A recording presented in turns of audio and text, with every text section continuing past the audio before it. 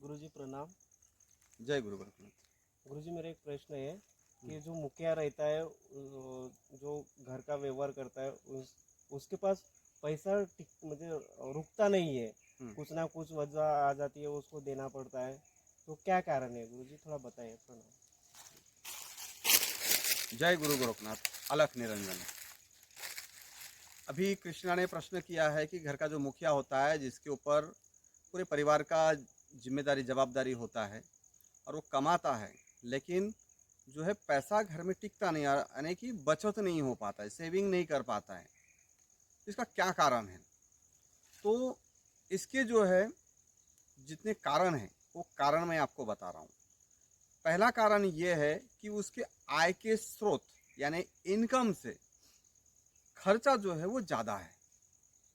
अब इसमें दो बातें हैं कि जो खर्चा कर रहा है वो एक तो आवश्यक खर्चा है, एक तो अनावश्यक खर्चा है। उसे पता नहीं है, उसको पता नहीं है कि मैं कहाँ कहाँ अनावश्यक, जहाँ जरूरत नहीं वहाँ खर्च कर रहा हूँ। और एक खर्चा ये है कि वो जरूरत के हिसाब से जितना जरूरत है उतना ही खर्चा कर रहा है, लेकिन परिवार में लोग ज़्यादा है, जिम्मेदारियाँ ज़्यादा है, इसलिए खर्चे ज़्यादा है। ये कारण है। और एक दूसरा कारण है कि जो उसका प्रारब्ध, उसका जो इसके पहले के जो कर्म है, इस जन्म के और पूर्व जन्म के, वो इस जीवन में उसको रुकावटें, बाधाएं उत्पन्न करा रहा है। अब यहाँ उपाय क्या है?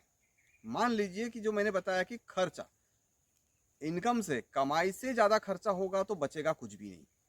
इसके लिए हमें सबसे पहले अपने इनकम के जो सोर्स है, हमारे आय के जो आधार है, उसे बढ़ाना होगा। अगर हम आज किसी एक वस्तु पर, एक बिजनेस पर, एक व्यापार पर, एक नौकरी पर, एक कर्म पर हम अपना ध्यान दे रहे हैं, तो उसको हमें बढ़ाना है। 1 से 2, 2 से 3 करना है, आय के स्रोत बढ़ाना है। ये प्रथम।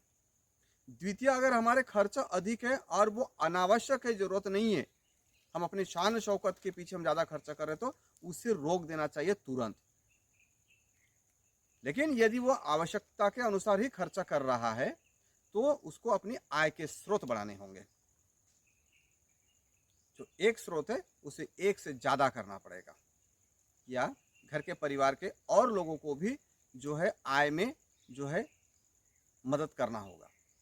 और जो मैंने जो दूसरा कारण बताया था कि प्रारब्ध यानी भाग्य, उसके कर्म, इस जन्म के और पिछले जन्म के, अगर वो उसे इस जन्म में किसी किसी को श्राप लगता है, किसी का अभिशाप लगता है, कुछ कर्म ऐसे होते हैं उसके पिछले जन्म के या इस जन्म के, जो उससे जीवन में आगे बढ़ने नहीं देता है, तो उस समय में उसे जो शास्त्र में बताए गए जो प्रयोग है, जैसे श्री यंत्र की साधना, कनक धारा साधना, कुबेर जी की साधना, धनदा यक्षिणी की साधना, गणपति जी की साधना, ऐसे गुरु के निर्देशन में, मार्गदर्शन में उन्हें इस तरह की साधना करना चाहिए, ताकि उनका जो प्रारब्ध में दरिद्रता है, गरीबी है, उसका निवारण हो सके।